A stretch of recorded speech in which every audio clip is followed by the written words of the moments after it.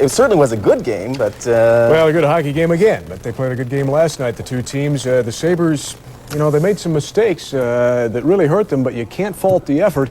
It was 1-1 in the second period when the Sabres would take their first lead since midway through Game 2 of this series. Pierre Turgeon spotting Mark Napier, and it's 2-1 Buffalo at this point, and the crowd at the Odd begins to think that their team is going to knot the series, but after Boston tied it, Cam Neely, the guy who killed them last night with a couple of goals, buries another, and it's 3-2 now, late in the second period, and they made that hold up. Late in the game, Jeff Parker would take a major penalty for fighting this on the same play as Boston received a penalty, and it was negated, and the Bruins finished up on the power play, and the Sabres just could not get anything done. 3-2, the final. The Bruins lead it 3-1, go back to Boston Garden for Game 5 Tuesday night. I think that you know, there's no question about it. With when you're 3-1, when you're 4-1, you can be written off because it's over for you. But when you're 3-1, we're still, you know, all going together. We're all flying out to Boston tomorrow. We're going into Boston thinking that we're going to get a win. You know, we never played anywhere near our capability during the regular season. Different times we had different key guys out of the lineup, and that hurt us. And you know, guys are coming up big in the playoffs and playing really well for us.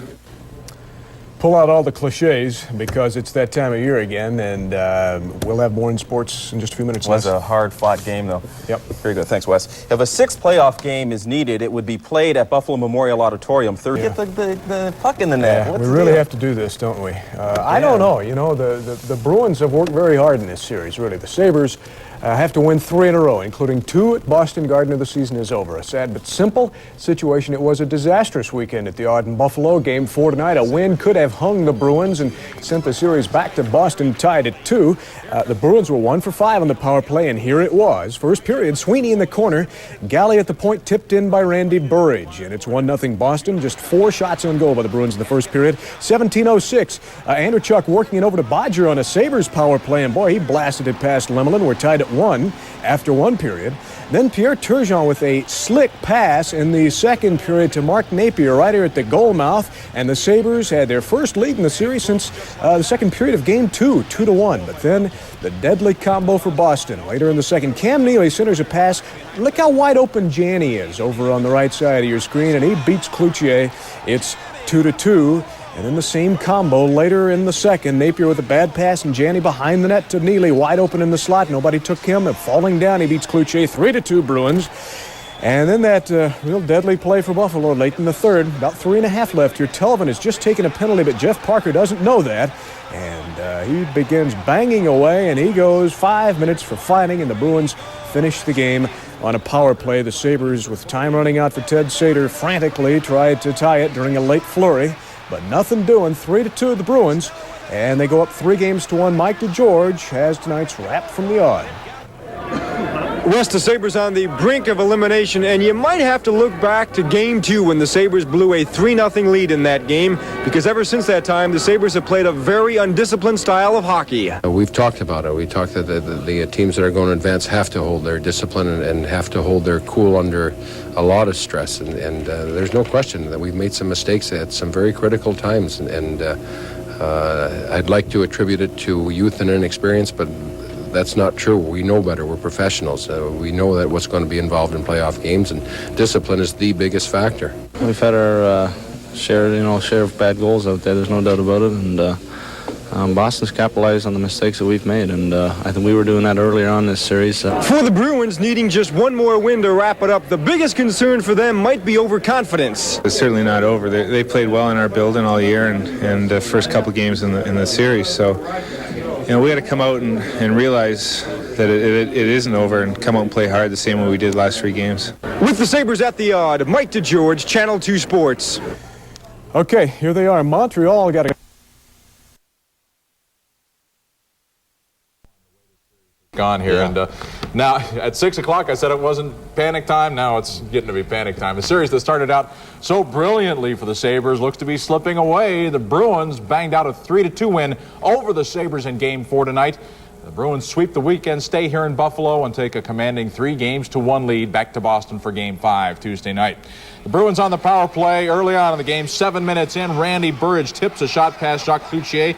That made it 1-0, but the Sabres struck back 10 minutes later with a power play goal of their own. Doug Bodger with a blast to beat Reggie Lemelin. It was 1-1 after 1. The Sabres then went ahead, taking the lead here in the second period on a nice goal. Pierre Turgeon to Mark Napier on the doorstep. Made it 2-1 for the Sabres, but Boston would come back to tie it just 3 minutes later. Craig Janney slapping a Cam Neely pass by Cloutier. That made it 2-2. Boston went ahead to stay late in the period on a similar play. This time it was Janney to Neely in front. Neely's 4th goal in 3 games made it 3-2. Now Cloutier kept it close with some outstanding saves in the third, robbing Neely from the top of the slot there. But the Sabres' hopes really went down the pipes here when Jeff Parker got into a fight.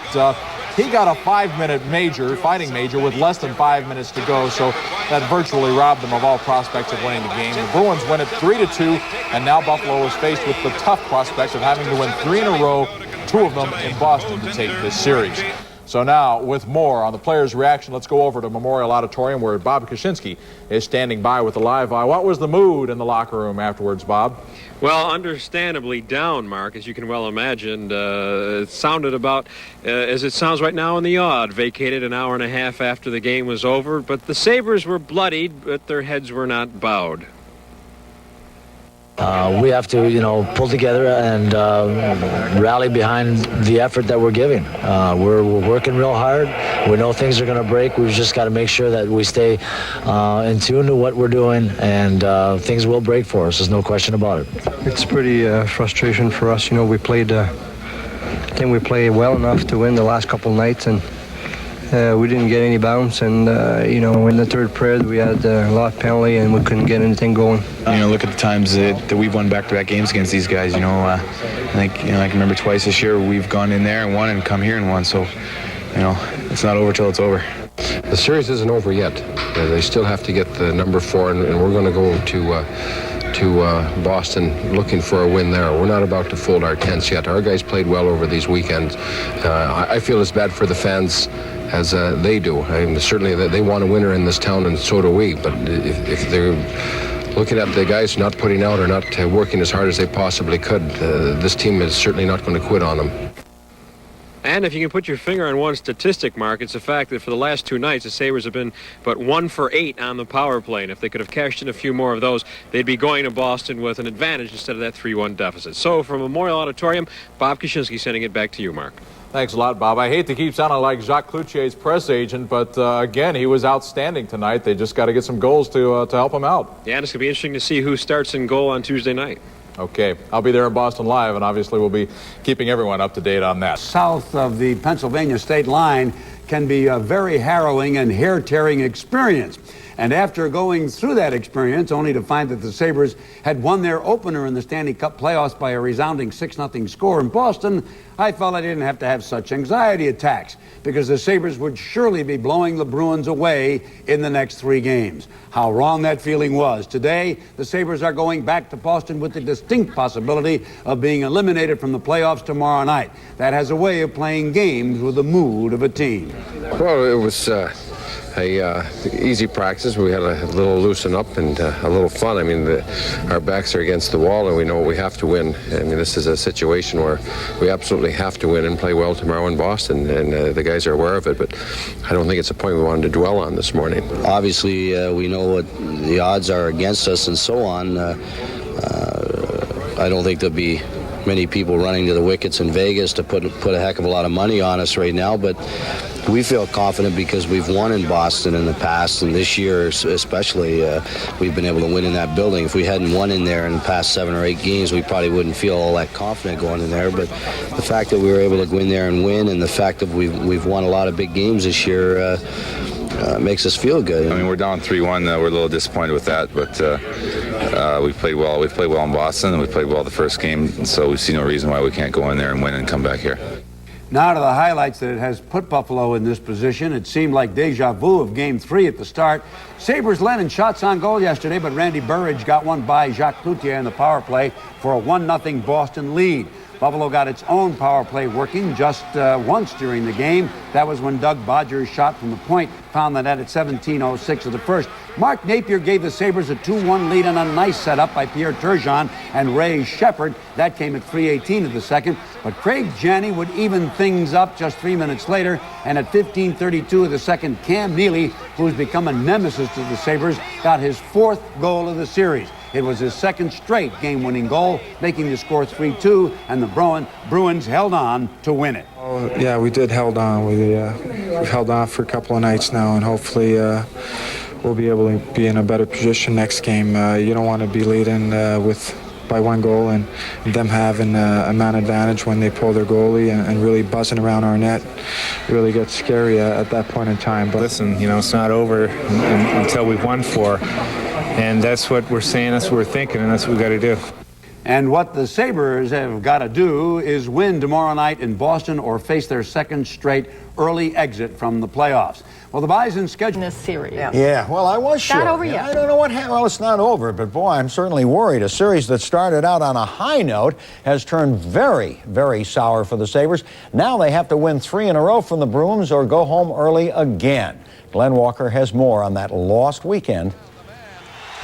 It was a brief encounter, a short loss of composure. Unfortunately for Jeff Parker, it was what most will remember about the Sabres' lost weekend. A 5-minute major penalty picked up late in the game, killing the Sabres' last chance of coming back against the Boston Bruins, who could wrap up the series with a win Tuesday night on their home ice. He's got to call something like that, especially when he cuts me. I should have never did that. It was selfish, and just have to go on. On a night when shots on goal were hard to come by, the Sabres scored the go-ahead goal at 3:18 of the second period. Pierre Turgeon setting up Mark Napier for a 2-1 lead. But the Bruins answered back. Craig Janney and Cam Neely each set up the other for 2 second-period goals, which would stand up in the final period. Our goal before the game to really try and force some turnovers along the boards, and I think we got a couple and we were able to turn them into some goals. We got a couple of power play chances, and we had a lot of shots, but we just couldn't get anything through. After winning Game 1 in Boston, the Sabres now find themselves in a big hole, down 3-1. But as Ted Sater put it, when you play the Bruins, it is never easy. And the Bruins will certainly be smelling blood Tuesday night in Boston when they can wrap up this series with a victory. At the odd, Glenn Walker, News 4 Sports.